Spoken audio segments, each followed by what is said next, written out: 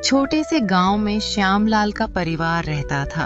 उनके बेटे रमेश की शादी एक पढ़ी लिखी लड़की सुनैना से हुई थी, पर सास को बहू की पढ़ाई लिखाई ज्यादा पसंद नहीं थी। अरे बेटा, पढ़ी लिखी बहू से क्या फायदा, रोटी तो वैसे भी हाथ से बनानी पड़ती है। माँ जी, पढ़ाई सिर्फ किताबों तक सीमित नहीं होती, ये सोच बदलने की ताकत देती है।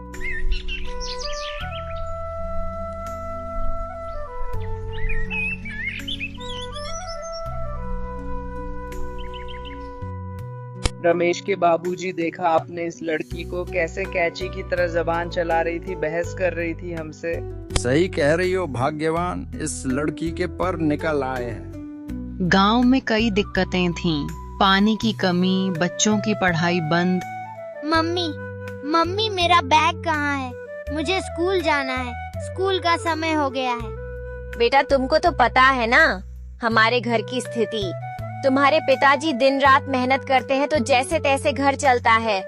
बेटा, हमारे पास इतने भी पैसे नहीं है कि हम तुम्हारा दाखिला अगली कक्षा में कराए। बेटा, तुमको खेती बाड़ी के काम में अपने पिताजी का हाथ बंटवाना चाहिए। महिलाएं बाहर काम नहीं कर पाती। सुनैना ने देखा कि औरतें हर बात में शर्माती हैं और बच्चों को स्कूल भेजने से कतराती हैं। दीदी, बबलू कहाँ है? जी नमस्ते। जी, वो तो अपने पिताजी के साथ है, खेती के कामों में उनका हाथ बटा रहा है। जी माफ करिएगा, लेकिन बबलू अभी बहुत छोटा है, अभी तो उसकी पढ़ने लिखने की उम्र है। आपकी बात तो बिल्कुल ठीक है, लेकिन हम करें तो क्या करें, हमारे पास इतने पैसे नहीं है कि हम उसकी दाखिला अगले कक्षा में कराएं। अगर हमें बदलाव चाहिए तो हमें खुद शुरुआत करनी। वह धीरे धीरे सबके घर जाकर उनसे बातें करने लगी। दीदी, गांव की इस समस्या को देखते हुए मैंने इस गांव के सारे लोगों को मुफ्त शिक्षा देने का फैसला लिया है। आप अब अपने बच्चों को जरूर भेजिएगा। सुनैना ने अपने आंगन में शाम की पढ़ाई की कक्षा शुरू की। बच्चे, औरतें, यहाँ तक कि कुछ बूढ़े लोग भी आने लगे। दीदी, हमें भी ABCD और 1 2 3 सिखाओ। जरूर, लेकिन साथ में ये भी सीखो, किसी का मजाक नहीं उड़ाना चाहिए, सबका सम्मान करना चाहिए।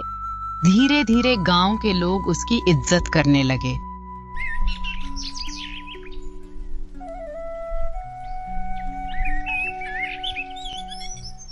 एक दिन मुखिया जी का बेटा बीमार पड़ गया। गांव के लोग डर गए क्योंकि डॉक्टर दूर था।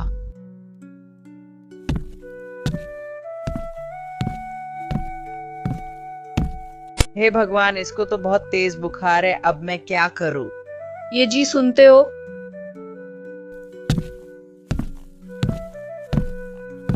जब देखो चिल्लाती रहती है, क्या हुआ, क्यों चिल्ला रही हो? हाँ, क्यों नहीं, एक मैं ही तो हूँ जो पूरे घर में चिल्लाती फिरती हूँ। अच्छा ठीक है, माफ करो, अब बताओ भी क्या हुआ, क्यों बुला रही थी?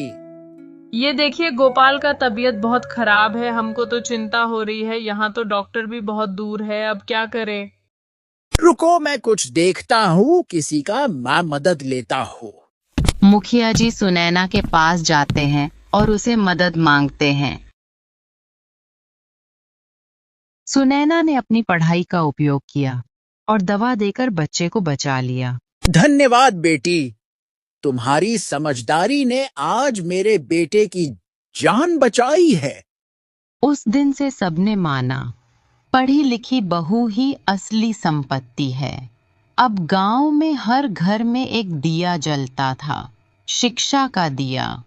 औरतें काम करने लगीं, बच्चे स्कूल जाने लगे। श्यामलाल को भी अपनी गलती का एहसास हुआ।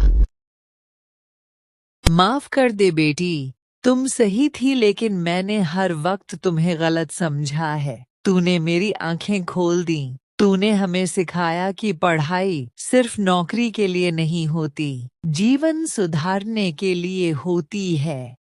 नहीं माँ जी, आप ऐसे माफी मांग के हमको शर्मिंदा ना करिए प्लीज, बल्कि ये तो मेरा फर्ज है, सही और गलत का फर्क समझना ही मेरा फर्ज है।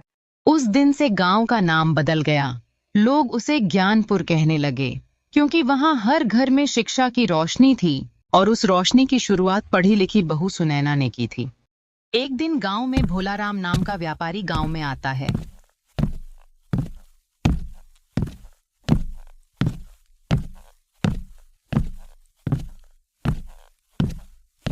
वो कहता है, मैं गांव में नया कारखाना लगाऊंगा, सबको नौकरी दूंगा, बस आप सब अपनी अपनी जमीन मेरे नाम कर दो।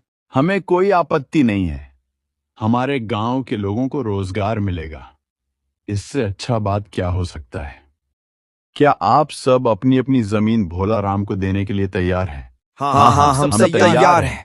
हाँ, हम सब तैयार हैं। गांव वाले खुश हो जाते हैं, मुखिया जी भी सहमत हो जाते हैं। इतना कहकर वो वापस चला जाता है। लेकिन सुनैना को भोलाराम का इरादा कुछ ठीक नहीं लगता है। उसको भोलाराम पर शक होता है। सुनैना लोगों को समझाने जाती है, चाचा जी ये कॉन्ट्रैक्ट सही नहीं है, ये आपकी जमीन छीन लेगा। भोलाराम झूठ बोल रहा है कि सबको नौकरी देगा, ये एक ठग है, हम लोग का जमीन हड़पना चाहता है। सुनैना लोगों को समझाने जाती है, पर सास ससुर और गांव वाले उस पर भरोसा नहीं करते। उसकी बात कोई नहीं सुनता है, उल्टा सब उससे नाराज हो जाते हैं। लेकिन वो भी हार नहीं मानती है। वो भोलाराम की सच्चाई सबके सामने लाने में लग जाती है। सुनैना अकेली पड़ जाती है। भोलाराम सही इंसान नहीं है, वो कुछ तो गलत कर रहा है, लेकिन गांव वाले मेरी बातों का यकीन नहीं कर रहे हैं। करे तो क्या करे, कुछ तो करना पड़ेगा। पर कुछ भी हो जाए, भोलाराम की सच्चाई तो मैं सबके सामने लाके रहूंगी। रात को सुनैना चुपके से भोलाराम के टेंट में जाती है। वह देखती है कि भोलाराम और उसके आदमी नकली दस्तावेज बना रहे हैं। हा, देखा कैसे बेवकूफ बनाया गांव वालों को, रोजगार का झांसा देके। बस आज की रात, उसके बाद इस गांव की सारी जमीन मेरी हो जाएगी। हा। इतना कहकर वो वापस चला जाता है। दूर खड़े होके सुनैना ये सारी बातें सुनती है और सबूत ढूंढने में लग जाती है। तो ये है भोलाराम जी का सच्चाई। हाँ, तू कितनी स्मार्ट है सुनैना। चल अब काम पर लग जा सुनैना। वो सब अपने फोन में रिकॉर्ड करती है।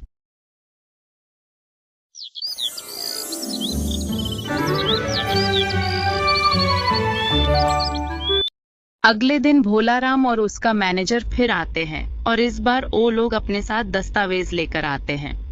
वहां पहले से ही मुखिया जी, सुनैना, रामलाल और भी गांव के कई लोग मौजूद होते हैं। जैसा कि आप सबसे मैंने कहा था कि गांव में कारखाना लगाऊंगा, सबको रोजगार दूंगा, बस आप सब अपनी अपनी जमीन मेरे नाम कर दो। 1 मिनट, मैंने कहा था ना कि ये कॉन्ट्रैक्ट सही नहीं है, ये एक ठगी का कॉन्ट्रैक्ट है, ये आपकी जमीन आप लोग से छीन लेगा। मुझे पता था कि आप लोगों को मेरी बातों पे भरोसा नहीं होगा, इसलिए आज मैं सबूत के साथ आई हूँ। अगले दिन गांव की सभा में सुनैना सारे सबूत सबके सामने रखती है। सब हैरान रह जाते हैं। तू हमें ठगने आया है, निकल जाओ मेरे गांव से, और आज के बाद यहां आने की कोशिश भी मत करना। मुखिया जी तुरंत पुलिस को बुलाते हैं। भोलाराम गिरफ्तार हो जाता है।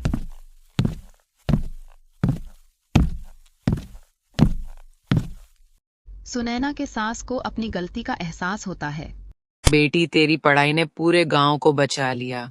माफ कर दे बेटी, तुम सही थी, लेकिन मैंने हर वक्त तुम्हें गलत समझा है। तूने मेरी आंखें खोल दी। तूने हमें सिखाया कि पढ़ाई सिर्फ नौकरी के लिए नहीं होती, जीवन सुधारने के लिए होती है।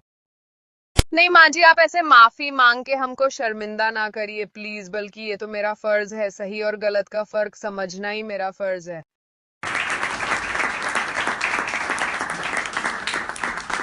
गांव वाले खुश हो जाते हैं।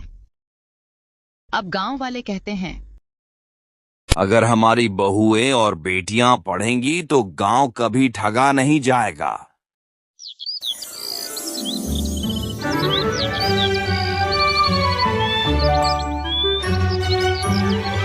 सुनैना अब गांव में नारी शिक्षा केंद्र खोलती है, जहां महिलाएं पढ़ना, सिलाई कढ़ाई और डिजिटल शिक्षा सीखती हैं।